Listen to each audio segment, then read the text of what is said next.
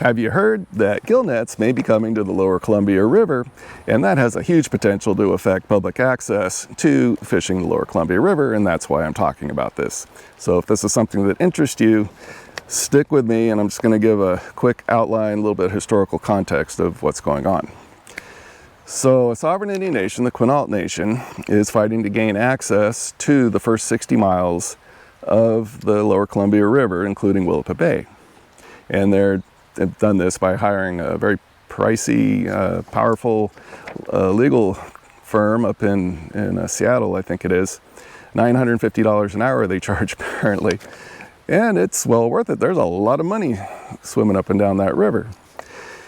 So if you look at, this is about business.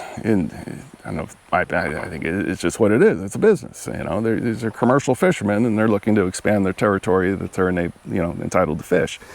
So take 2025, for example. Last year, the Pacific Fishery Management Council allotted 45,000 Chinook salmon, king salmon, to the Quinault and the other three tribes that are up there with the Hoh and the Makah and what other one. So those four tribes were given 45,000 fish to harvest out in the ocean. Okay, that was their allotment. Now, that doesn't count the coho or the fish they're netting in the rivers. But just the Chinook, for example, if the average size of the fish is about 11, 12 pounds, and apparently they got between $5 and $7.75 a pound for those fish. So that's over 500,000 pounds, which is going to add up to well over $3.5 million. So that's a pretty good little industry they got going there. And that's just in the ocean. That doesn't count their fish they're netting up in their rivers. And how many fish did they net? How many fish did they actually catch? Well, we don't know because they don't share that information.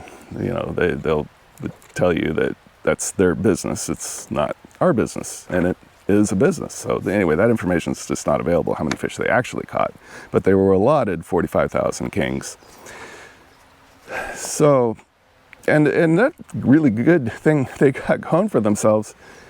And I don't blame them for this or anything. It is what it is. They don't pay tax on that, obviously. The tribes, on any money that they generate within their areas that they operate in, there's no federal tax. It's right in the IRS tax code. So that's a big advantage over non-tribal commercial fishermen.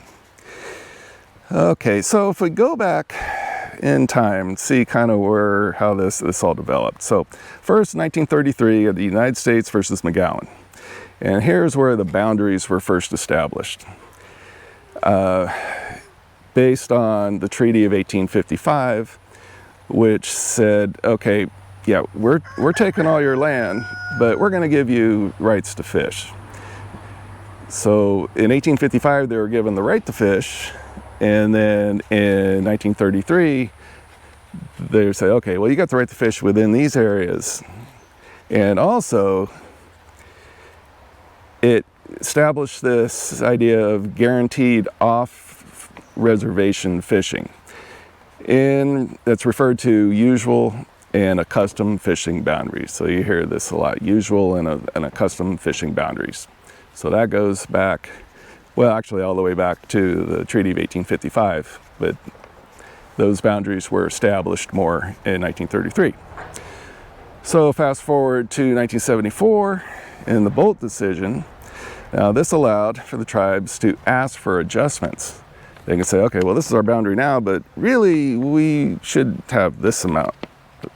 Our boundary should be out here. We should have more land, more water to fish. And they were allowed to ask for that. And that's also where it was established that they are entitled to 50% of the harvestable catch. So that's where that comes from.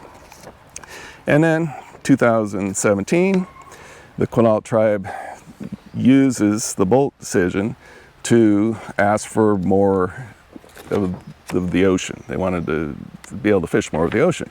And the Ninth Circuit of Appeal gave them that. They gave them 30 miles out into the ocean to fish. So they established quite a commercial fishery out there. Now, 2026, got this multi-million-dollar push to extend the boundaries once again to include the first 60 miles of the Columbia River and also the Willapa Bay. Remember, this isn't just salmon, steelhead, or it's not just finfish, this is also the crab. So where's the best crab fishing in Washington? Well, we're at the mouth of the Columbia River, and also shellfish. So we're talking about a significant amount of money that and it's understandable that if you have a commercial fishing business, yeah, you're going to want to expand and have more area to fish.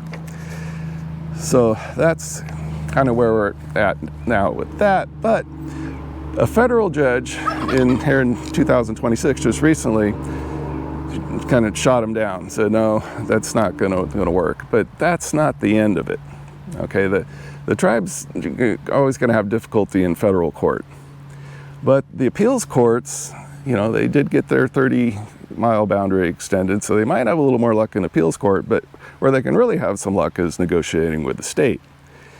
Now, the state of Washington, I right now, I'm not even gonna go there. But if you think that the state of Washington is going to protect you, your right to fish the lower Columbia River, as a sport fisherman, I'd be concerned about that. So, regardless, whatever happens in the future, it's going to affect the public's ability to fish, and it's just another example, another piece of the puzzle, another slice of the cucumber of taking away public access to public lands and waters. So I hope that helps.